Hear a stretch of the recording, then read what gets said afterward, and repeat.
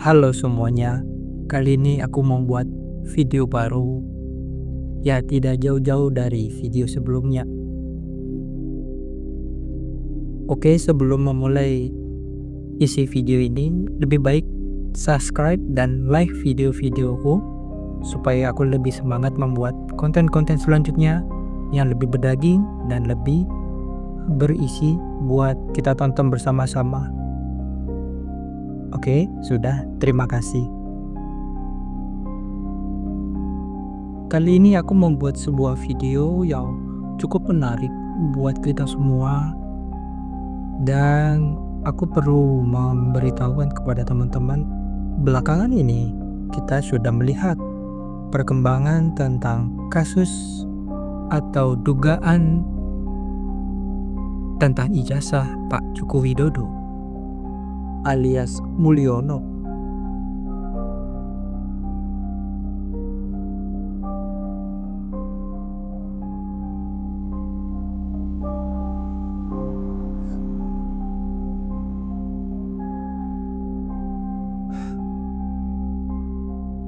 Sebaiknya menonton dulu video-video yang sudah aku pernah upload supaya lebih memahami maksud dari isi videoku ini, dan kurang lebihnya seperti itu. Dan apabila teman-teman tidak melihat terlebih dahulu tidak apa-apa, karena sudah teman-teman ketahui sendiri apa yang sedang dibahas, yang sedang ramai tentang kasus Pak Joko Widodo alias Mulyono.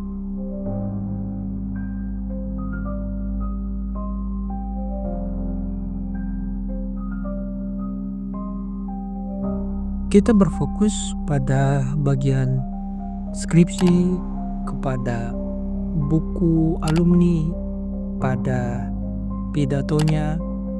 Tidak lain dan tidak bukan, dia menyatakan dia dari jurusan teknologi kayu. Sebenarnya teknologi hasil hutan. Tapi sekali lagi Pak Kasmujo, saya mengaturkan banyak terima kasih karena bimbingan Bapak di jurusan teknologi kayu, saya bisa menyelesaikan skripsi saya, meskipun saya lupa juga bolak-baliknya berapa kali. Karena begitu maju dibentak balik, begitu maju dibentak kok galak sekali. Tapi sekarang alhamdulillah saya kira atas bimbingan Pak Kasmujo.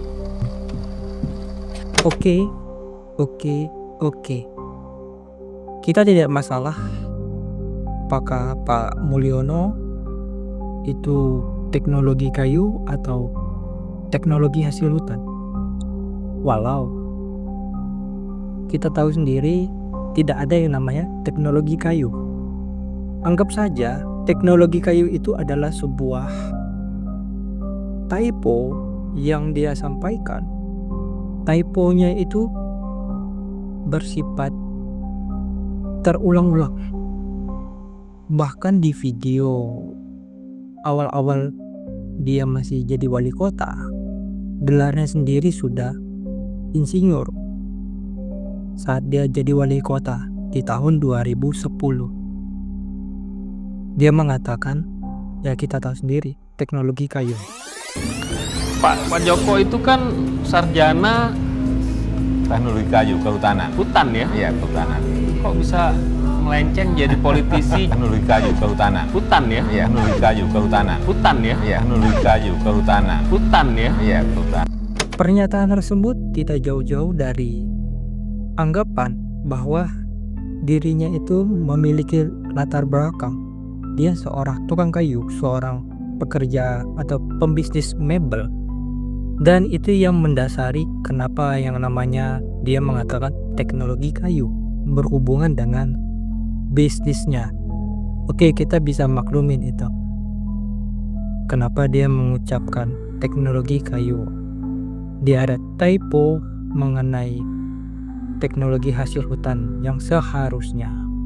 Dari sini kita bisa mengetahui latar belakang dan kenapa saya sendiri dan kebanyakan masyarakat yang ingin mencari kebenaran atas kuliah Pak Joko Widodo tahun 1980 hingga 1985, kita bisa melihat sendiri di dalam skripsinya itu dikatakan dia memiliki judul Studi tentang pola konsumsi kayu lapis pada pemakaian akhir di kota Madya Surakarta. Dari situ kita bisa melihat ini sangat berhubungan antara skripsinya tentang bisnisnya. Dan aku bisa menyimpulkan kenapa memakai judul itu. Kita berpikir secara logis dan berandai-andai kenapa harus membuat judul itu. Kenapa seperti itu? Berandai-andai. Misalkan Pak Joko Widodo ingin terlihat citranya sebagai pembisnis kayu yang lari ke politik, dia harus memiliki citra yang berhubungan dengan perkuliahannya. Lalu UGM diajukan untuk mencari data seseorang yang pernah membuat skripsi berhubungan dengan tempat dia lahir alias kota asalnya. Lokasinya ada di Surakarta atau Solo. Dan itu adalah latar belakang Pak Mulyono dalam menyelesaikan kuliahnya. Diperkuat dengan buku alumni. Sangat cocok kedua hal ini, skripsi dan buku alumni. Jadi tidak bisa dibatahkan bahwa dia pernah menempuh kuliah di UGM dengan diperkuat oleh skripsi dan buku alumni. Di satu sisi, kesalahan terbesarnya adalah siapa sih pembimbingnya? Pembimbingnya seperti pada videoku yang sebelumnya, itu menyatakan dengan cukup jelas bahwa pembimbingnya adalah Pak Ahmad Sumitro. Yang mana Pak Ahmad Sumitro itu dari manajemen hasil hutan, bukan teknologi kayu ataupun teknologi hasil hutan.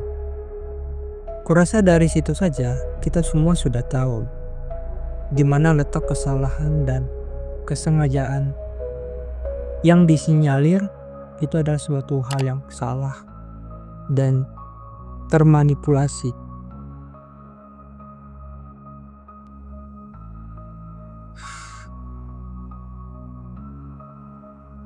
Kurasa sudah cukup ya, kita sudah cukup tahu Pak Mulyono dianggap salah dan pembohong kalau dia pernah kuliah di UGM. Hal yang tidak mungkin. Dia kuliah di UGM dengan dua dosen yang berbeda. Dan ada pernyataan yang cukup aneh yang diduga-duga itu sumbernya dari UGM itu sendiri, yang menyatakan Pak Kasmujo membantah kalau dia itu sebagai dosen pembimbing.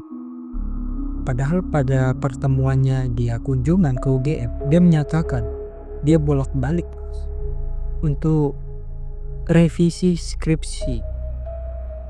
Nggak mungkin kan dia mengatakan itu tanpa menyebutkan siapa yang menjadi dosen skripsinya, siapa yang merevisi. Pak Kasmujo dan Pak Ahmad Sumitro bisa duduk di dalam jurusan yang berbeda, mengawasi satu orang yang kita sebut namanya Joko Widodo alias Mulyono pada jenjang kuliahnya di tahun 1985 menulis skripsi. Itu sangat aneh.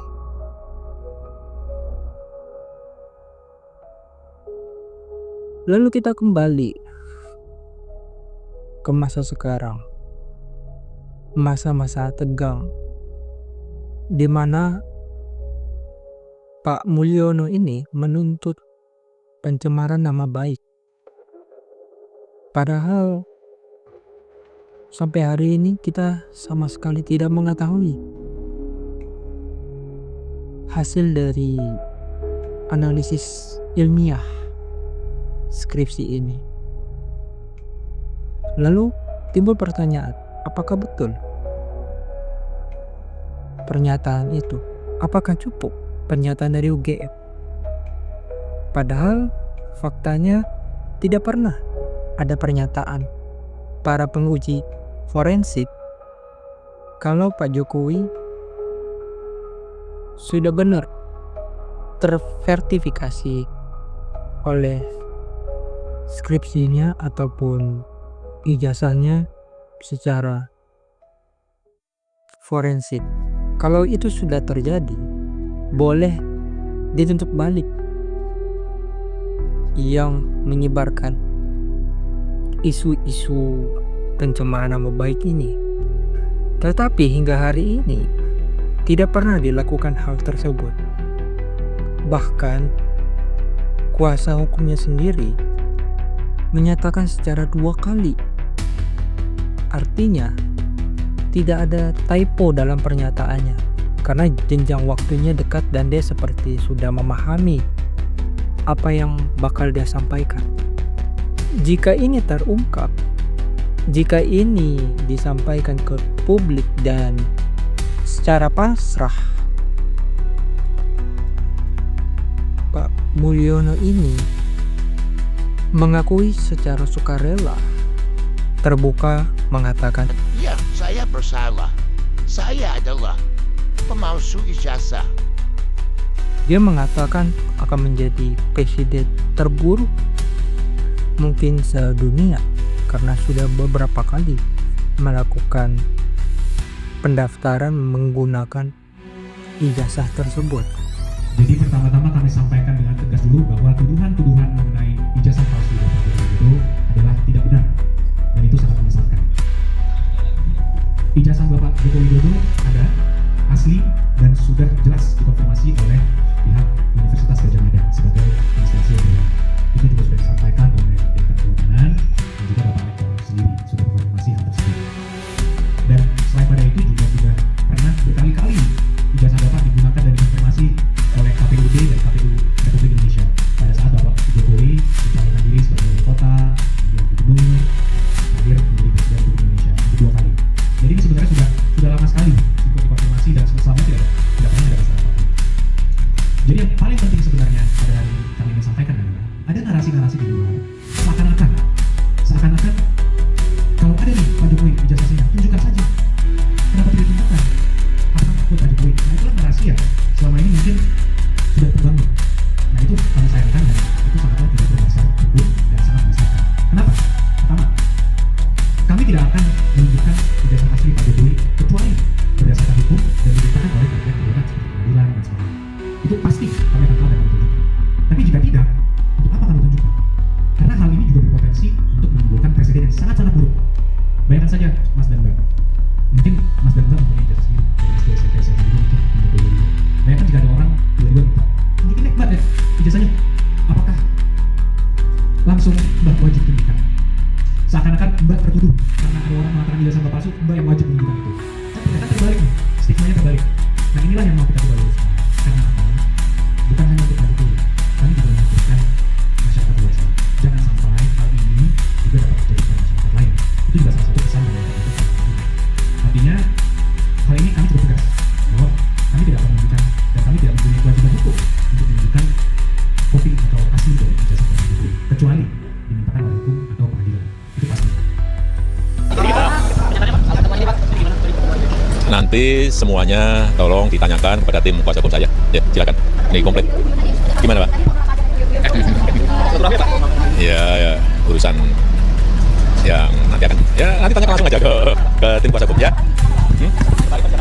Belum tahu. Gimana? Ya pertemuan dengan kawan lama. Ya, udah. Hah? Ya kita ini di rumah kan yang datang banyak, ada yang dari Taruna Nusantara, ada yang juga pernah dari Angkatan Laut, Taruna Angkatan Laut, kemarin yang dari kepolisian, ada dari Saspim, datang menanyakan mengenai yang berkaitan dengan leadership, yang berkaitan dengan ya urusan-urusan sebetulnya nanti ke depan akan seperti apa. Saya sampaikan yang saya tahu, yang saya nggak tahu, nggak mungkin kan saya sampaikan. Kan sudah saya sampaikan bolak-balik, tidak ada matahari kembar. Matahari itu hanya satu, yaitu Presiden Prabowo Subianto. Udah.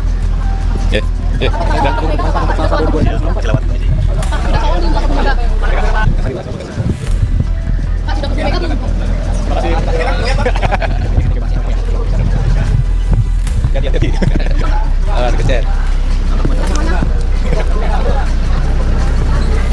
Gimana? Ya hari ini hanya makan sore aja dengan Bapak Jokowi, dan tentunya kami sebagai kuasa hukum melaporkan perkembangan yang ada sejauh ini, apa yang sudah kita lakukan. Tentunya selama ini kami juga mengumpulkan bukti-bukti, kami mengumpulkan dokumen-dokumen sehubungan dengan permasalahan yang sedang ada di media. Mungkin yang paling khususnya terkait adanya tuduhan-tuduhan mengenai jasa palsu Bapak. Nah, jadi kami sebagai kuasa hukum harus laporkan perkembangan yang ada. Kami juga sudah hampir rampung, sudah di tahap finalisasi, sehingga mungkin dalam waktu dekat kami akan mengambil langkah-langkah hukum sebagai kuasa Bapak.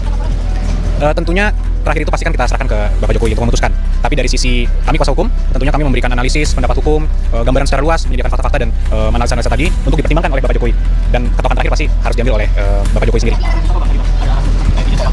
Khusus sih nggak ada yang terlalu khusus ya, masih kita sudah hampir final persiapannya.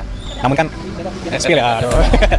Sejauh ini sementara ini sih mungkin ada sekitar 4 orang yang kami sudah lengkapi semua dokumen dan bukti-bukti pendukungnya, yang kami yakini juga, yang kami percaya bahwa ada dugaan tindak pidana di situ. Namun itu kan hanya sementara ya, mungkin nanti ada perkembangan lanjutan. Mungkin nanti kami sampaikan kesempatan berikutnya. Namun persiapan kami bisa dibilang sudah hampir rampung, tinggal nunggu perintah dari Pak Jokowi kira-kira seperti apa. Masih didiskusikan. Kami belum diberikan arahan untuk menangani khusus untuk perkara itu. Waduh, kalau dikuantifikasi berapa persen ya? 95 ya? 95%. Kalau dari sisi persiapan, tentunya kan kalau kita kuasa hukum, persiapan hukum. Kita lihat analisis normatif yuridisnya seperti apa, bukti seperti apa, kita kumpulkan semua saksi-saksinya, kita kumpulkan data-data perbuatan yang dilakukan kapan, oleh siapa dan di mana, itu semua tentunya kita lengkapi. Dan itu sudah 95% kalau ditanya jumlahnya. Gini, bahwa sebenarnya kalau kasus ini kalau kita bedah lagi kan sebenarnya sudah 2 tahun lebih ya, sudah berjalan. Dan selama ini dari Bapak Jokowi mengambil posisi yang sangat pasif. Mungkin mengingat beliau juga merupakan Presiden Republik Indonesia pada saat itu, sehingga mungkin beliau juga tidak akan mau mengambil langkah hukum apapun. Tapi makin sini beliau sudah tidak lagi menjabat, sudah dalam masa pensiunnya beliau sebagai Presiden. Tapi masih ada pihak-pihak yang mencoba memframing Bapak untuk bahwa mengenai tuduhan jasa palsu itu. Sehingga ya mungkin satu-satunya cara ya akan kita ambil langkah hukum. Jadi kami juga ingin meluruskan juga sedikit bahwa ada framing-framing di media seakan-akan tunjukkan aja lah Pak ijazahnya, tunjukkan aja pasti selesai kasusnya. Pertama kami sampaikan bahwa kalau sampai kita tunjukkan ini merupakan presiden yang sangat-sangat buruk untuk penegakan hukum di Republik ini. Indonesia kan negara hukum, semua ada prosedurnya. Kalau ingin melaksanakan meminta hak, itu ada prosedurnya, ada gugatan, ada pelaporan dan lain-lain. Sehingga kalau memang ada pihak yang merasa mereka memiliki hak untuk itu, silakan. Tapi kan presiden buruknya kenapa? Bayangkan aja Mbak, kalau nanti misalnya semua masyarakat luas, termasuk pejabat negara, kepala daerah, menteri-menteri, itu semua bisa asal dimintakan aja oleh pihak-pihak yang tidak berkepentingan. Mana ijazahnya palsu ya? Tolong perlihatkan saya. Apakah itu menjadi contoh hukum yang baik? Kan sangat tidak gitu. Jadi ini pembelajaran hukum yang baik juga. Jangan sampai ini bisa terjadi ke masyarakat lain. Bahwa semua orang bisa seenaknya dimintakan ijazah dan harus memperlihatkan seakan-akan itu merupakan beban pembuktiannya ada di tertuduhnya itu sendiri. Kan itu sangat tidak baik. Itu pertama. Kedua, karena kasus ini juga sudah berjalan cukup lama, kami sudah 2 kali melakukan konferensi pers khusus untuk menerangkan ini. Dan kami sudah melihat sendiri ijazah Bapak Jokowi dengan mata kepala kami sendiri. Sudah juga dikonfirmasi oleh pihak UGM sebagai pihak yang menerbitkan, artinya pihak yang berwenang. Namun masih juga ada pihak-pihak yang mempertanyakan ini. Jadi kalau menurut pendapat kami, ini sudah bukan lagi mengenai ijazah Bapak. Ini bukan lagi mengenai ada niat betul untuk memverifikasi ijazah Bapak. Karena itu sudah dilakukan konfirmasi oleh pihak UGM. Apalagi. Jadi kami melihat pendapat kami ini sudah ada juga yang mungkin upaya-upaya beberapa kelompok masyarakat juga atau pribadi juga untuk mendiskreditkan, menyerang martabat Bapak Jokowi. Inilah mengapa juga kami tentunya sebagai kuasa hukum terus berdiskusi dengan Bapak sangat intens mengenai ini, dan ya mungkin dalam waktu dekat kita akan ambil langkah-langkah hukum. Sudah. Tentunya prosedurnya kan sudah ada. Kalau nanti kita tempuh pidana sudah ada diatur dalam KUHP, semuanya jelas. Kapan kita harus menunjukkan itu, kapan kita harus memperlihatkan itu, apakah ke penyidik kita perlihatkan, apakah nanti diminta aktif, itu semua sudah ada mekanismenya. Tapi poinnya adalah Bapak Jokowi sangat tidak keberatan kalau memang dimintakan sesuai dengan hukum. Itu poin paling penting.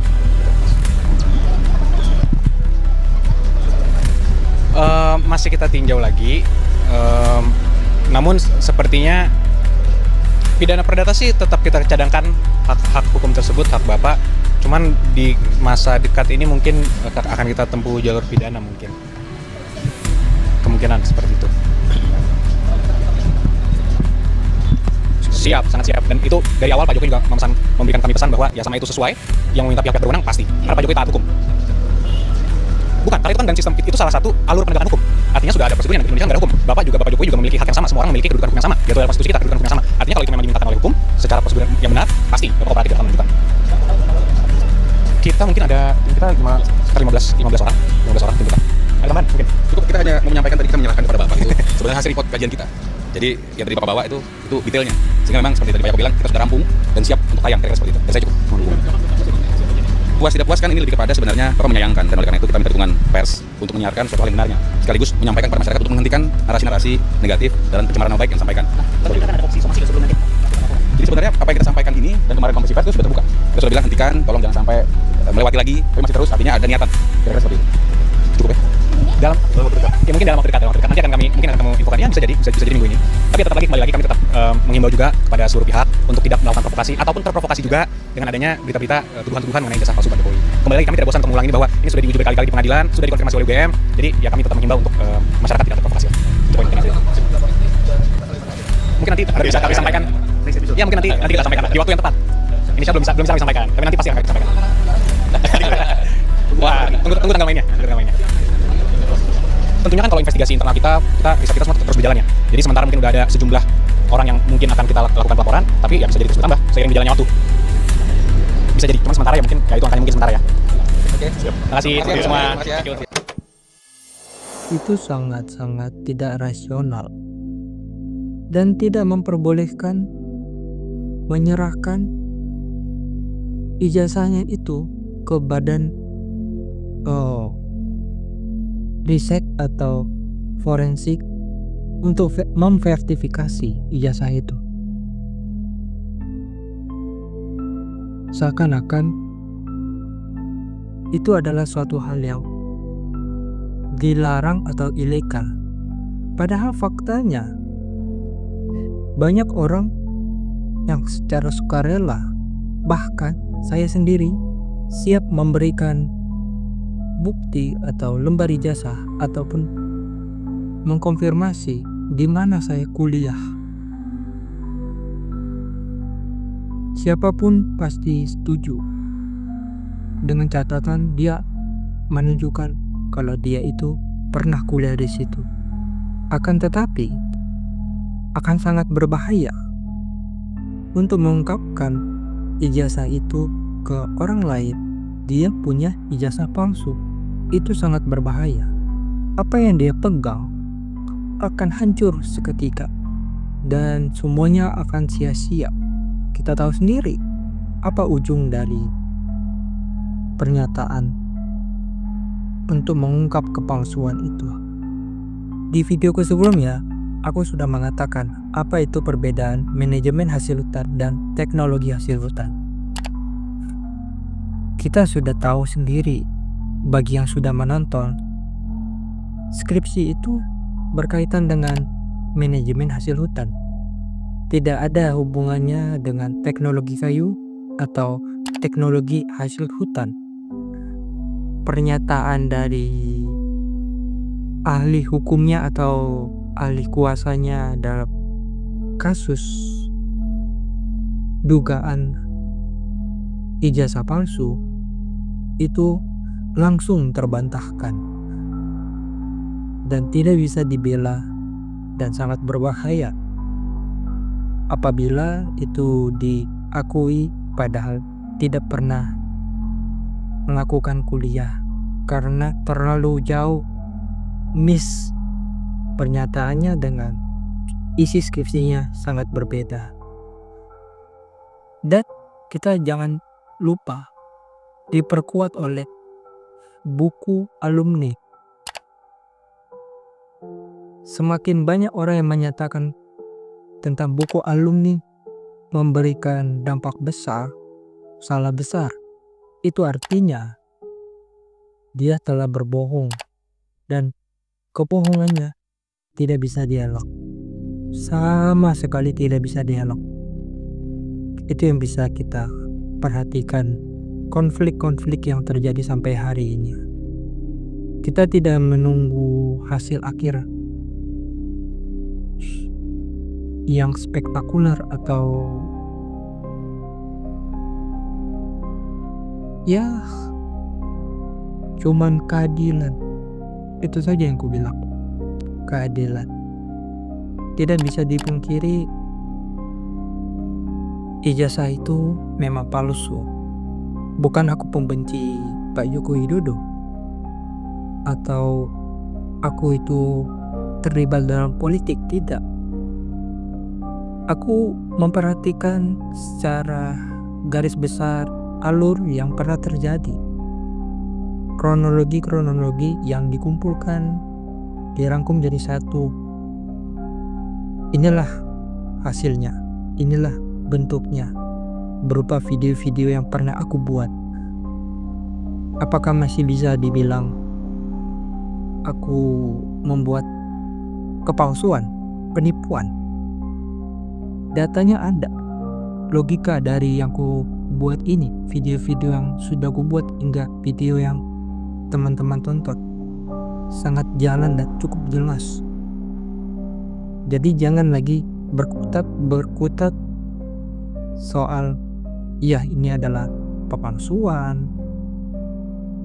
ini adalah framing yang disengaja, padahal bukti konkretnya sudah di depan mata. Terakhir, yang ingin aku sampaikan kepada teman-teman, apabila merasa ini sudah di ujung tombak atau akhir pernyataan ijazah palsu ini, dilakukan persidangan untuk membuktikan yang mana yang benar, yang menggugat atau ahli kuasa Pak Mulyono. Kita bisa lihat sendiri, ahli kuasa si Mulyono ini menyatakan bahwa ini adalah ujaran kebencian, ini tidak boleh dilakukan seperti ini.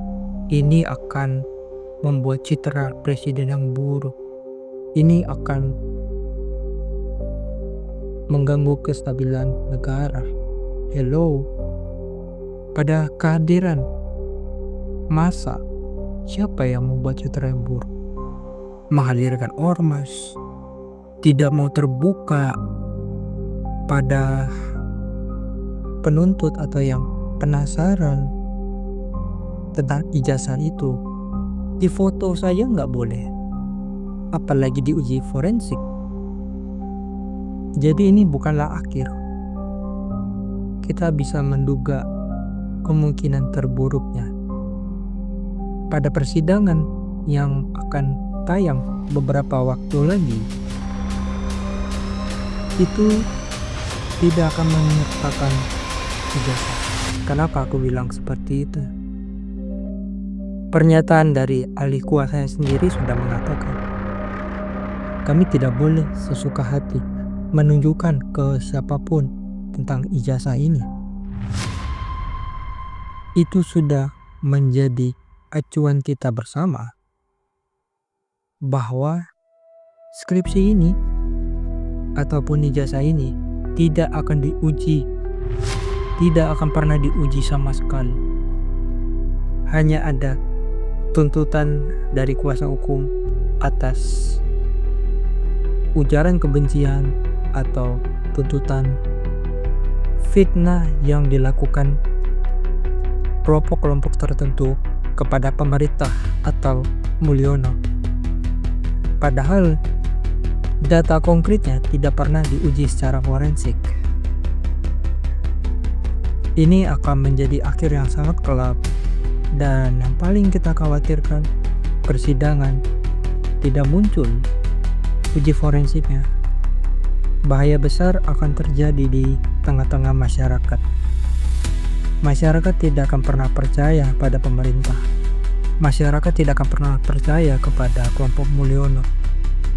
Ini adalah tahun yang paling buruk sekali di Indonesia.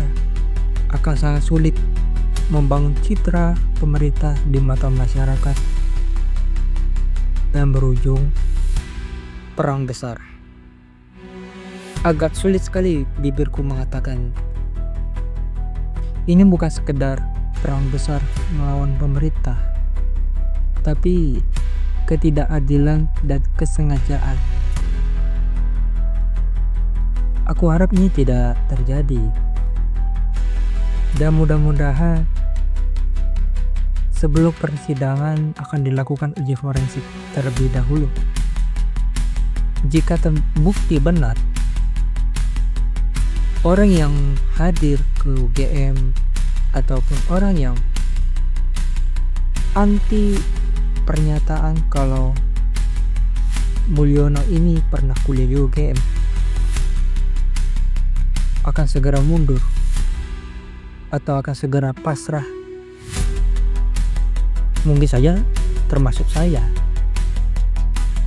Tapi jika saya juga terjebak dalam kondisi ini,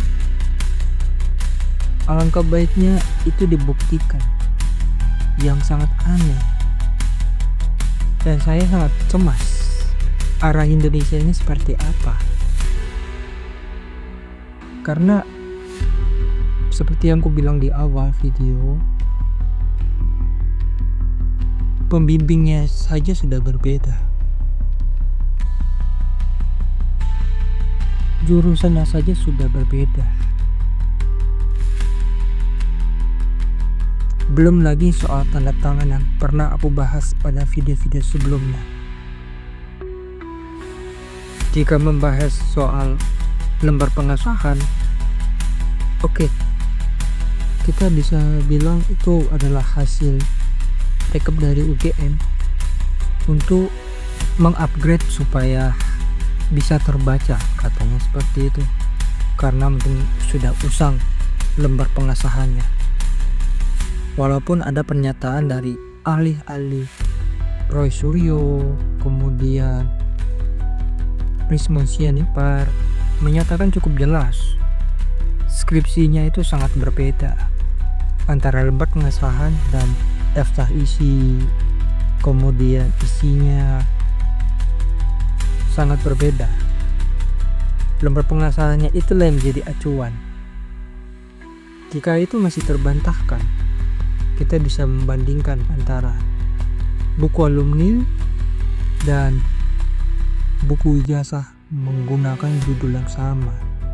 Aku rasa ini sudah cukup jelas buat kita semua. Tidak ada lagi yang bisa aku katakan untuk video kali ini. Kita berharap dapat hasil yang baik, bukan hasil yang dimanipulasi oleh kekuatan hukum, kekuatan kekuasaan.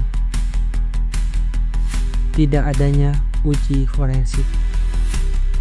Jika itu terjadi, kiamat buat Indonesia. Oke, cukup saja pada video kali ini.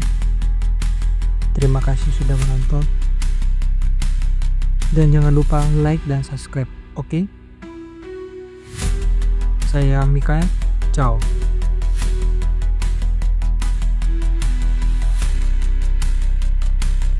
Ya, juga saya sampaikan kalau ijazah asli itu diminta hakim, diminta pengadilan untuk ditunjukkan, saya siap untuk datang dan menunjukkan ijazah asli yang ada. Ya, tapi hakim yang meminta, pengadilan yang meminta.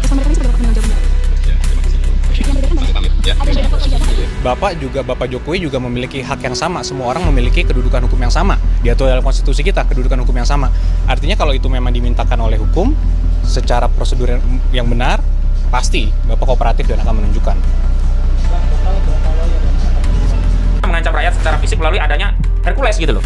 Apa kepentingan Hercules datang ke situ? Dia bukan kuasa hukum. Dia tidak punya wewenang untuk bertindak untuk dan atas nama Jokowi. Sudah ada kuasa hukumnya. Kalau Jokowi merasa tidak aman terancam karena ada masa yang mau datang, ada aparat kepolisian. Kenapa sekarang Hercules mengedarkan narasi dibikin gaduh? Justru yang bikin gaduh itu Jokowi. Taruh saja ijazahnya yang asli, dikasih tahu, selesai. Malah itu akan bisa apa? Membalikkan opini publik sekaligus ya mencungkirkan para penuduhnya. Jokowi malah naik. Kalian ini pembohong nih ijazahnya asli. Habis itu kan selesai ijazah ini udah kita close. Tapi karena nggak ada, berarti ini bikin gaduh. Yang bikin gaduh siapa? Ya Jokowi dan kuasa hukumnya nggak mau. Kalau saya jadi kuasa hukumnya, terlepas saya sudah melihat ijazah aslinya, saya kasih advice begini. Bapak, kami meyakini asli, tapi ini kan bukan hanya kami yang butuh keyakinan Bapak, tapi seluruh rakyat. Hemat kami Bapak, ijazah ini kita kasih tahu kepada publik. Bahkan kita siap untuk diuji laporan forensik karena kami meyakini ini asli Pak. Kami sudah punya perkara lain ini yang modelnya seperti ini dan kami bisa yakinkan ini asli. Selesai kan? Bukan membangun narasi. Kami tidak akan menunjukkan jasa sepanjang tanpa perintah pengadilan. Setelah ada perintah pengadilan, sudah dibuktikan di Solo, juga nggak datang itu barang. Ini kan penyesatan opini publik, ada kebohongan, penyesatan opini publik, intimidasi, katanya kan siapa yang masih mempersoalkan akan dipersoalkan secara hukum. Orang berpendapat kok dipersoalkan, orang mengkaji ilmiah kok dipersoalkan, orang bersuara untuk membela bangsanya, negaranya, yang membersihkan reputasi kampusnya. Kalau dalam hal ini kan Rismon, Dr. Tifa, dan Pak Roy Suryo itu kan punya kepentingan motif membersihkan reputasi kampusnya, kok dianggap suatu pidana misalnya begitu. Saya pikir ini sudah sampai pada kategori kalau bahasa saya Jokowi ini panik.